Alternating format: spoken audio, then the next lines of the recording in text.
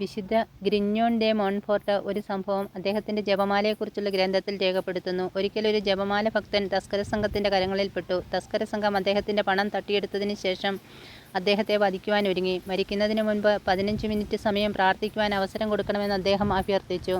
അവർ അനുവദിച്ചു. ജപമാല ഭക്തൻ ഉടൻ തന്നെ കൊന്തയെടുത്ത് ജപമാല ആരംഭിച്ചു. അയാൾ ജപമാല ജപിച്ചുകൊണ്ടിരുന്നപ്പോൾ സുന്ദരിയായ ഒരു സ്ത്രീ അയാളുടെ പക്കൽ വന്ന് ഒരു റോസാപുഷ്പം അയാളെ ധരിപ്പിക്കുന്നതായി തസ്കര സംഘ നേതാവ് കണ്ടു.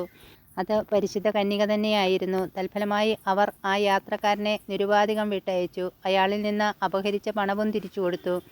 ഇതുപോലെ നാം എല്ലാ ദിവസവും ജപമാല ഭക്തിപൂർവ്വം ജപിക്കുമെങ്കിൽ ദിവ്യജനനിയുടെ പരിലാളന നമുക്ക് ലഭിക്കുമെന്നുള്ളത് നിസ്തർക്കമാണ്. പ്രത്യേകിച്ചും നാരകീയ ശത്രുവിൻ്റെ അഭിയോഗങ്ങളിൽ നിന്നും മറിയം നമ്മെ രക്ഷിക്കും.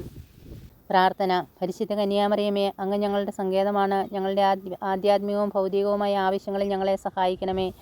അമലോത്ഭവ കന്യകയെ, ഞങ്ങൾ ഈശോ മിശിഹായ്ക്കും നിനക്കും ഉള്ളവരാകുവാൻ മനസ്സായിരിക്കുന്നു. എനിക്ക് നിന്റെ നേരെയുള്ള സ്നേഹത്തിൻ്റെ ലക്ഷ്യമായി എൻ്റെ ആത്മാവിനെയും ശരീരത്തെയും ഓർമ്മ, ബുദ്ധി, മനസ്സ്, ശരീരം എന്നിവയെയും അങ്ങേക്ക് കാഴ്ചവെക്കുന്നു. നീ എന്നെ അനുഗ്രഹിച്ച് എൻ്റെ രക്ഷയായിരിക്കണമേ. എന്നെ എല്ലാ പാപങ്ങളിൽ നിന്നും സംരക്ഷിച്ച് ആത്മശരീര വിശുദ്ധിയോടുകൂടി ജീവിക്കുവാൻ സഹായിക്കണമേ.